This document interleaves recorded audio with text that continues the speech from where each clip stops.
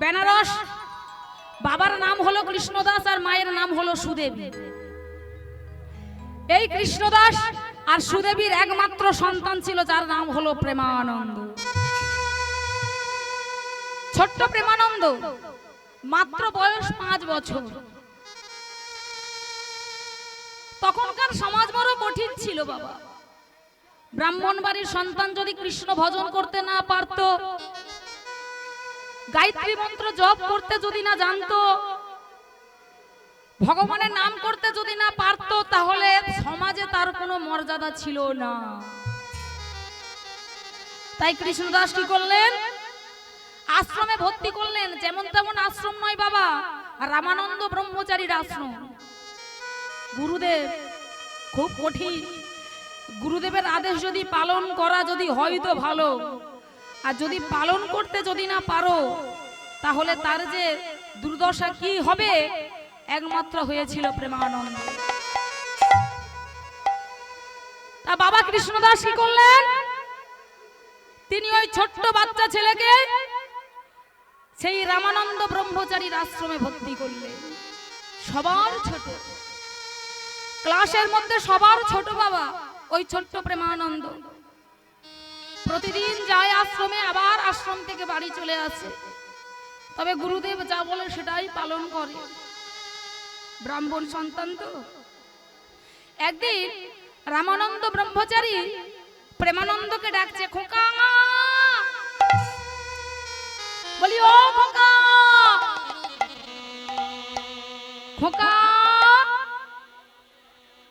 রামানন্দ ব্রহ্মচারী ডাকছে প্রেমানন্দকে। এখন প্রেমানন্দ তাড়াতাড়ি করে এসে বলছে, বাবাজি, বাবাজি, আপনি আমাকে ডাকছেন? হ্যাঁ খোকা, আমি তোকে ডাকছি, আমার কাছে। আচ্ছা বাবা, তোর নাম কি রে? তোর নামটা না আমি ভুলে গেছি। ও, আমার নাম আপনি ভুলে গেছেন? ছোট্ট 5 বছরের ছেলে বাবা। আমার নাম আপনি ভুলে গেছেন? আমার নাম হলো প্রেমানন্দ। ও দেখেছিস, তোর নামটাই আমি ভুলে গেছি। তোর বাবা যখন তোকে ভর্তি করলো তখন তোকে নামটা বলেছিল, আমি ভুলে গেছি। স্বাভাবিক বা, নাম তো ভুলবে। ক্লাসে মাস্টার মশাই সব ছাত্রছাত্রীর নাম কি মনে রাখে? মনে রাখে না। তাই বলছে, ও আমি ভুলে গেছি বাবা। ঠিক আছে, তোর নাম প্রেমানন্দ। বলছে, জানিস বাবা, তোর না তোর একটা কাজ দেব, তোর একটা কাজ দেব। এখন যেই বলেছে কাজ দেব, অমনি এখন প্রেমানন্দ লাফিয়ে উঠেছে। বাবাজি, বাবাজি, বাবাজি, বাবাজি, আপনি আমাকে কাজ বলবেন? ঠিক আছে, আমি বাসন মাজতে পারি, আমি ঝাড়ু দিতে পারি, আমি কাপড় কাচতে পারি, আপনি যা বলবেন আমি সেটাই। বলে, দূর বোকা ছেলে, তোর বাসন মাজতে হবে না, তোর ঝাড়ু দিতে হবে না, তোর কাপড় কাচতে হবে না। শোন, তোকে একটা কাজ দেব, সেই কাজটা তুই করবি। কি কাজ জানিস? এই দেখ, এই দেখ, তোকে তোকে তাড়াতাড়ি করে রামানন্দ ব্রহ্মচারী একটা ভিক্ষার ঝুলি, একটা ভিক্ষার ঝুলি সেই প্রেমানন্দকে দিয়েছে বাবা। ছোট্ট 5 বছরের ছেলে। দেখো কেন রামানন্দ ব্রহ্মচারী আর কাউকে পেল না, ওই ছোট্ট প্রেমানন্দকেই দেখতে পেল। ছোট্ট প্রেমানন্দকে বলছে, এই নে বাবা, এই নে, এই নে। এখন প্রেমানন্দ নিয়ে বলছো, বাবাজি, এই যে ভিক্ষার ঝুলি, আমি ভিক্ষা করব। বাহ, সে তোমার কিছু জানে না বাবা, সে তো বাচ্চা ছেলে। ঠিক আছে বাবাজি, আমি ভিক্ষা করব। বলে, শোন, যেমন তেমন ভিক্ষা করলে হবে না, ভিক্ষার নিয়ম আছে।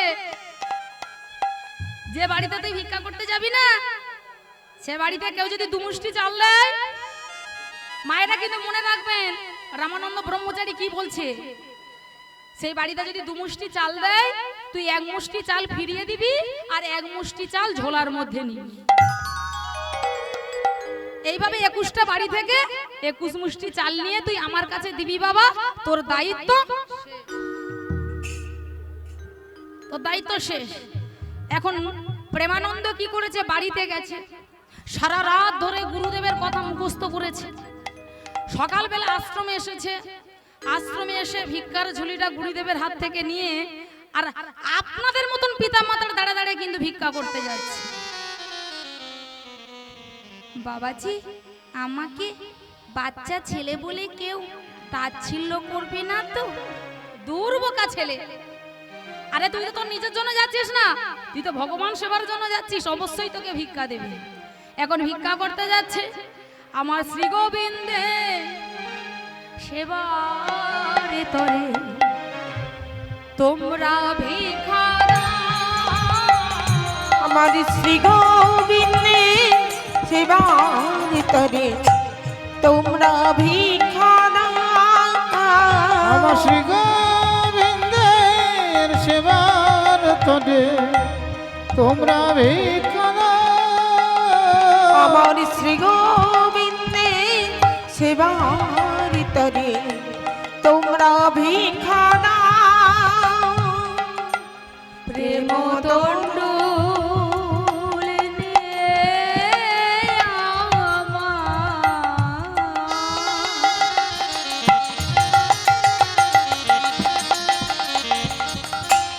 জন্মের মতো কিনে নাও, কিনে নাও, কিনে নাও। আমার শ্রী গোবিন্দে সেবার লাগে তোমরা ভিক্ষা দাও। আমার শ্রী গোবিন্দের সেবার লাগে তোমরা ভিক্ষা দাও। শ্রী গোবিন্দে সেবার লাগে তোমরা ভিক্ষা দাও। এবার আপনাদের মতন পিতা মাতা মায়েরা একটু অনুভব করুন, একটা ছোট্ট 5 বছরের ছেলে যদি আপনাদের দাঁড়ে দাঁড়ে যায়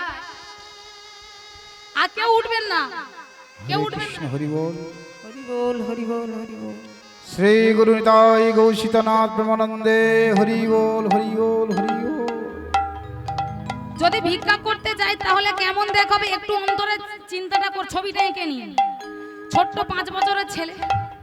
এবারে কি হয়েছে মা, আপনাদের দাঁড়ে দাঁড়ে যে ভিক্ষা করতে গেছে আর আপনাদের মতন মায়েরা এখন সেই ছোট্ট প্রেমানন্দকে কাছে টেনে নিয়ে বলছে এদিকে জড়িয়ে ধরে, বাবা কি সুন্দর ছেলে গো, কি দারুণ লাগছে। আরে তুই এত সুন্দর ছেলে, তোর বাবা কিছু করে না?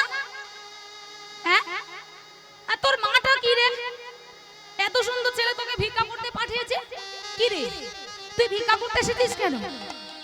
তখন প্রেমানন্দ বলছে, না গো মা, আমি আমার নিজের পেটের জন্য ভিক্ষা করছি না, আমি আমার সংসারের জন্য ভিক্ষা করছি না গো। তাহলে তুই কার জন্য করছিস? তুই তোর নিজের পেটের জন্য করছিস না, সংসারের জন্য করছিস না, কার জন্য করছিস? নিজের লাগে চাই নাই আমি,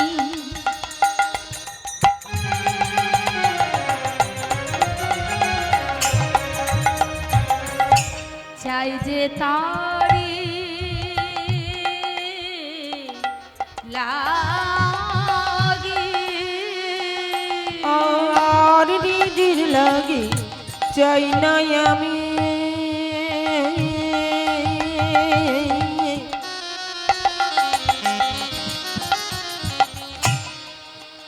আমি চাই যে তাই লাগে।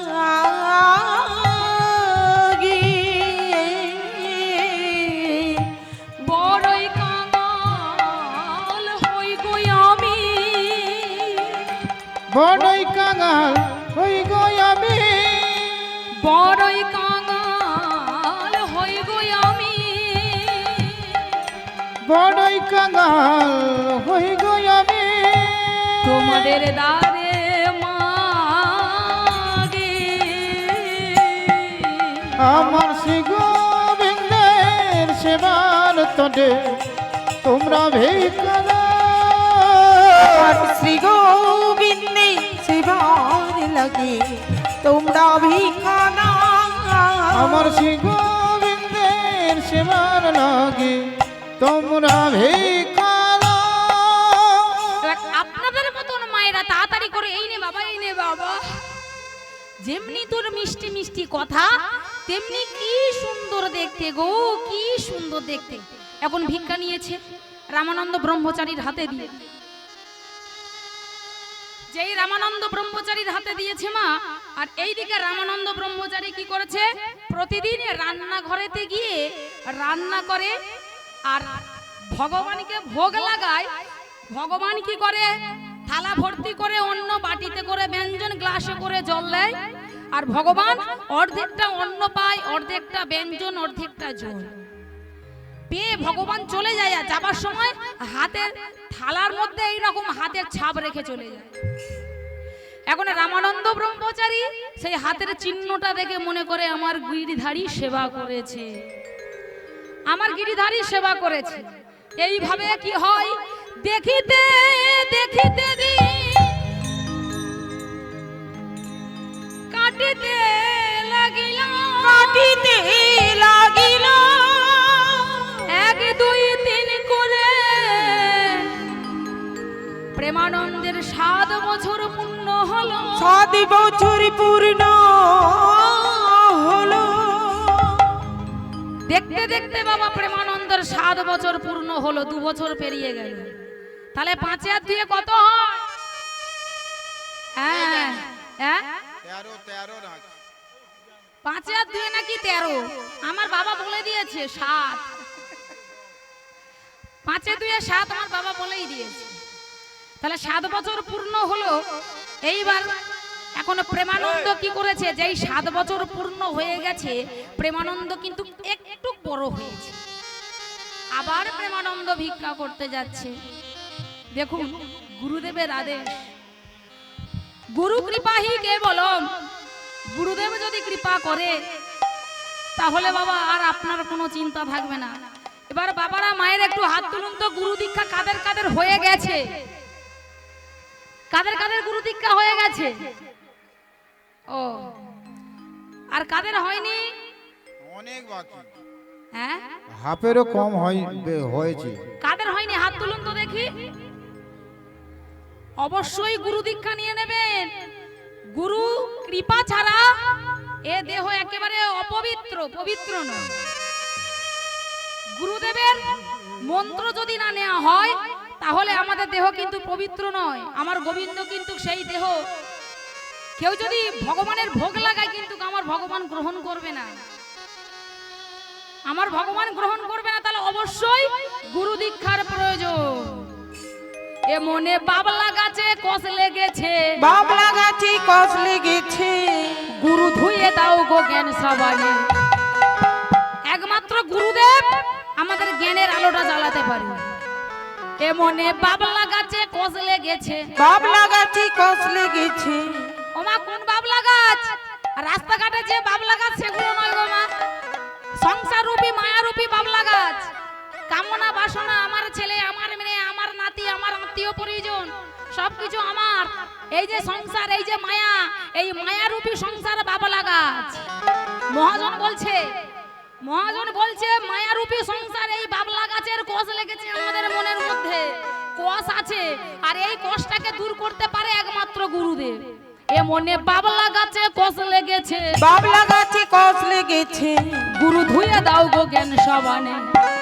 গুরু আমার মনের ময়লা যাবে, আর গুরু আমার মনের ময়লা যাবে কেমনে, আর গুরু আমার মনের ময়লা যাবে কেমনে, আর গুরু আমার মনের ময়লা যাবে কেমনে, আজ গুরু আমার মনের ময়লা যাবে কেমনে।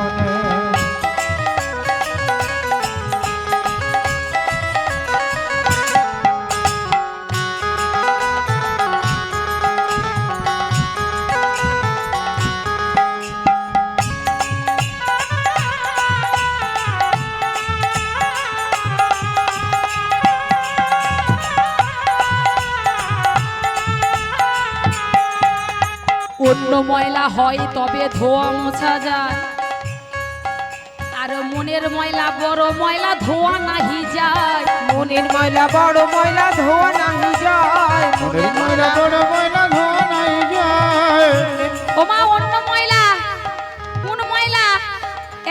কাপড়ে ময়লা হলে কি হবে? ও মা একটু উত্তর দেন, জামা কাপড়ে ময়লা হলে কি করলে পরিষ্কার হবে? হ্যাঁ, সার্ফ সাবান দিলে পরিষ্কার হয়ে যাবে। ঠিক। পায়ে কাদা লাগলে জল দিয়ে ধুলে পরিষ্কার হয়ে যাবে।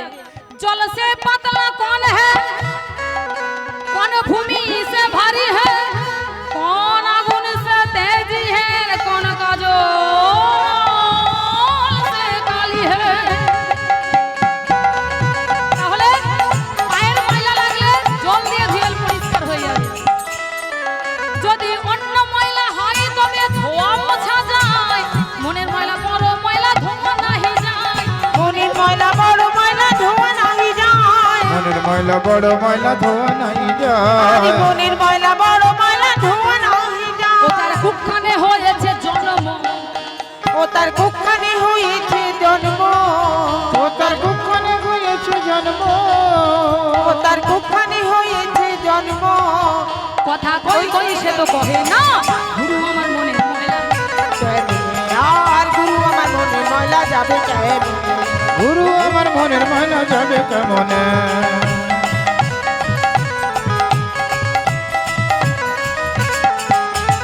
ও মা, এই মনের ময়লা ধুতে গেলে একটি সাবানের দরকার, আর সেই সাবান দোকানে পাওয়া নাহি যায়। আবার সেই সাবান দোকানেতে পাওয়া নাহি যায়।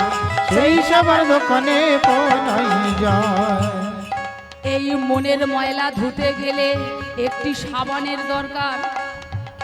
মনের ময়লা ধুতে গেলে একটা সাবানের দরকার, আর সেই মনের ময়লা ধুতে গেলে দোকানে আপনি পাবেন, সেই সাবান দোকানে পাওয়া নাহি। আবার সেই সাবান দোকানেতে পাওয়া নাহি যায়। সেই সবার দোকানে পাওয়া নাই যায়। বলি সেই সাবান পাবে তুমি গুরুদেবের বদনে,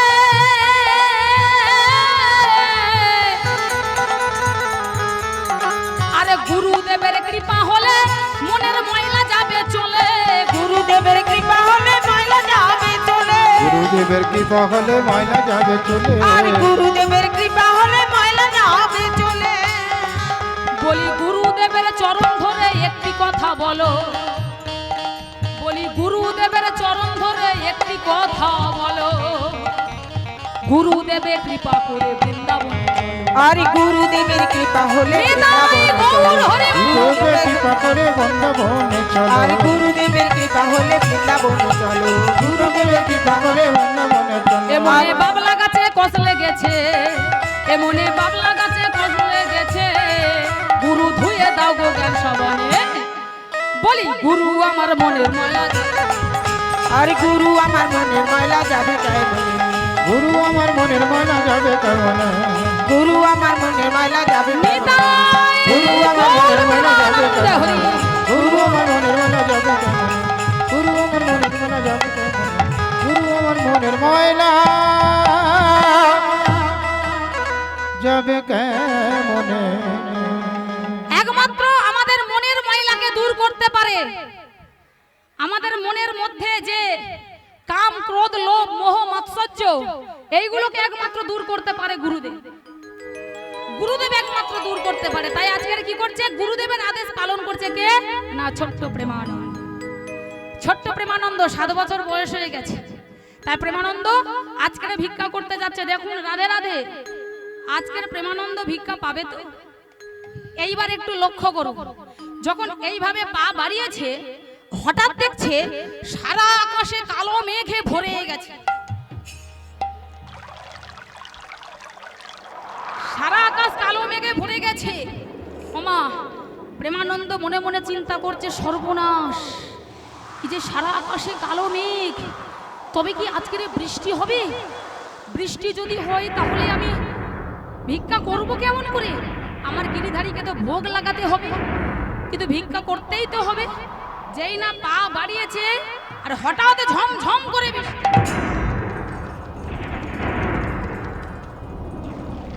যেই না ঝমঝম করে বৃষ্টি হচ্ছে, কোথাও বজ্রপাত, কোথাও বিদ্যুৎ চমকাচ্ছে, কিন্তু প্রেমানন্দ কি করছে? প্রেমানন্দ কিন্তু ভিক্ষা করতে যাচ্ছে, যাদের বাড়ির দ্বারে দ্বারে ভিক্ষা করতে যেত আজও ঠিক যাচ্ছে বাবা। প্রেমানন্দ যাচ্ছে ছুটতে ছুটতে, এদিকে বৃষ্টিতে ভিজছে, কিন্তু যার বাড়িতে যায় সে আজকের কি করছে, তাড়াতাড়ি করে দরজা বন্ধ করে বলছে, প্রেমানন্দ আজকের আসিস না বাবা, আজকের তুই চলে যা, আজকের আমরা কেউ ভিক্ষা দেব না, তুই চলে যা, তুই চলে যা, আজকের আসিস না, প্রচন্ড বৃষ্টি হচ্ছে, তুই চলে যা বাবা, আজকের তুই আসিস না, এই এত বৃষ্টিতে কেমন করে দেব। প্রেমানন্দ পাশের বাড়িতে যায়, পাশের বাড়িতে দরজা বন্ধ, তার পাশের বাড়িতে যায়, বলছে শুনছো, একবার দরজাটা খোলো না, একবার দরজাটা খোলো না, আমাকে ভিক্ষা দাও না, আর যদি আমি ভিক্ষা করে না নিয়ে যাই তাহলে আমার গোবিন্দ যে অভুক্ত থেকে যাবে, তোমরা কেউ কি আজকে ভিক্ষা দেবে না।